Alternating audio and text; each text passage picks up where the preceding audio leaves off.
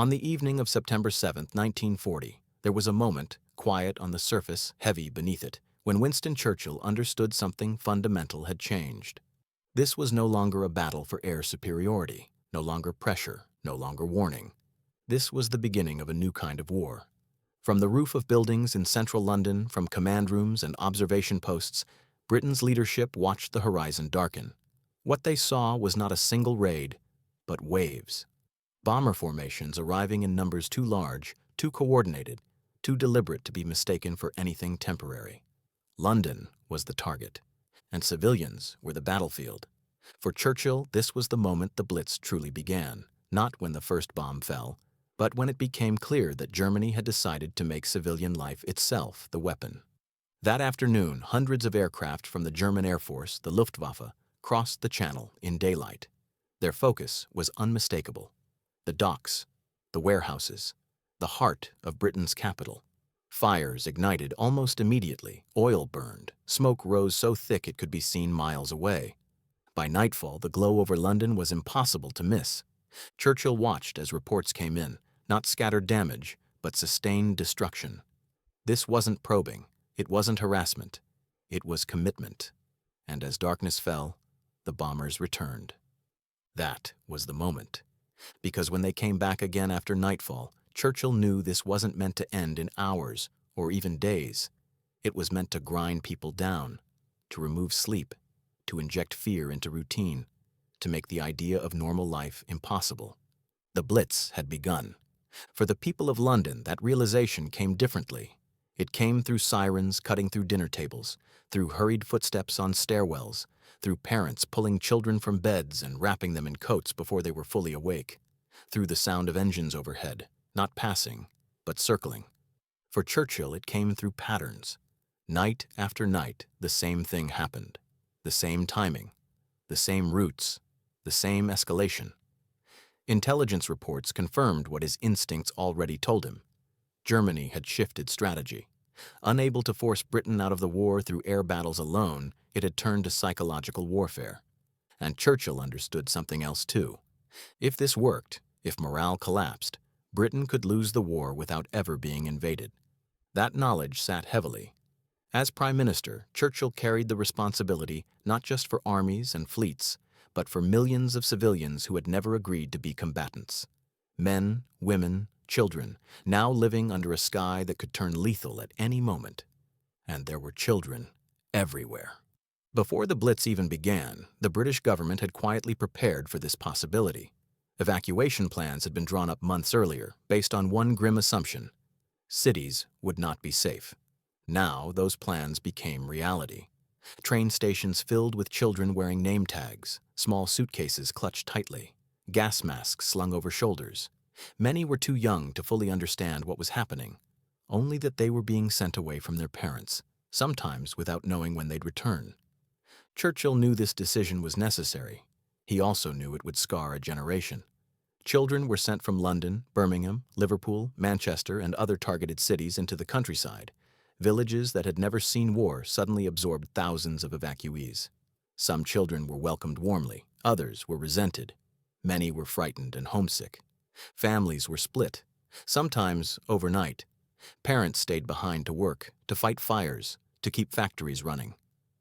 Children slept in unfamiliar beds, listening to unfamiliar silence, wondering if their parents were safe beneath falling bombs. For those who remained in the cities, survival became a routine. Churchill's reports described patterns emerging almost immediately. Bombing by night, work by day, rest whenever possible. Fear woven into daily life so tightly it became background noise. Air raid shelters multiplied.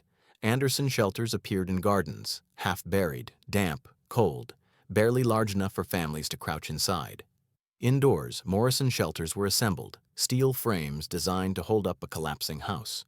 They were ugly, cramped, and life-saving. But for many, shelter meant going underground.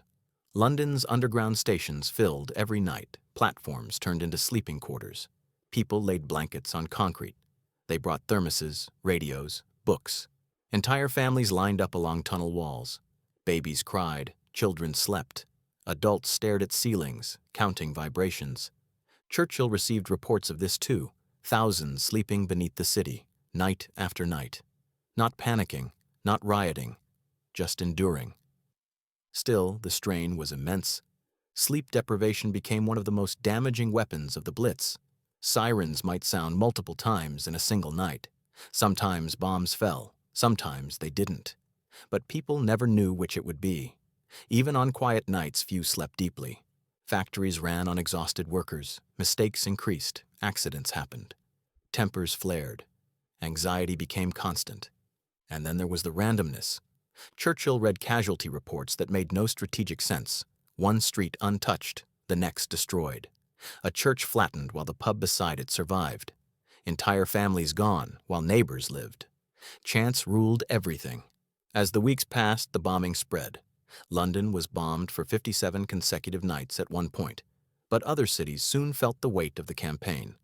Birmingham, Liverpool, Bristol, Plymouth, Sheffield, Manchester. And then came Coventry. When reports from Coventry reached Churchill in November 1940, they were staggering. A single raid had obliterated the medieval center of the city. Fires burned uncontrollably. Infrastructure collapsed. Landmarks that had stood for centuries were gone by morning. This was no longer just pressure. It was annihilation, applied selectively, deliberately, and without mercy. Churchill understood the calculation behind it. Germany wasn't trying to destroy every city. It was trying to prove that no city was safe. That realization hardened him. Publicly, Churchill spoke of defiance. Privately, he worried about endurance. How long could people live like this? How long before grief, exhaustion, and fear overwhelmed resolve? Yet something unexpected happened. The panic never came. Instead, adaptation did. Buses drove past ruins, shops reopened with shattered windows, milk was delivered through streets still smoking, people queued for food beside bomb craters. Dark humor spread, small kindnesses multiplied. Churchill noticed it in reports. He saw it in his own walks through bombed neighborhoods, deliberate walks meant to be seen. He knew symbolism mattered. Presence mattered. When images circulated of St. Paul's Cathedral standing amid smoke and fire, Churchill understood their power instantly. Britain could burn, but it would not bow. Still, the cost was unbearable. Tens of thousands of civilians were lost. Hundreds of thousands were injured. Millions lost their homes. Children returned from evacuation quieter, changed. Parents carried memories they rarely spoke of. By May 1941, the intensity of the Blitz began to fade. Germany's focus shifted east. The sirens grew less frequent. Nights slowly returned to something resembling normal. But Britain was no longer the same country Churchill had led before September 1940. The Blitz had transformed civilians into participants. It had turned endurance into strategy. It had rewritten what modern war meant. And Churchill never forgot the moment he realized it had begun. Not with the first explosion, but with the understanding that this war would be fought in bedrooms, shelters, and children's dreams. If you want more deeply detailed historical moments like this, moments where decisions, pressure, and psychology collide, make sure to subscribe and let me know what moment you want covered next.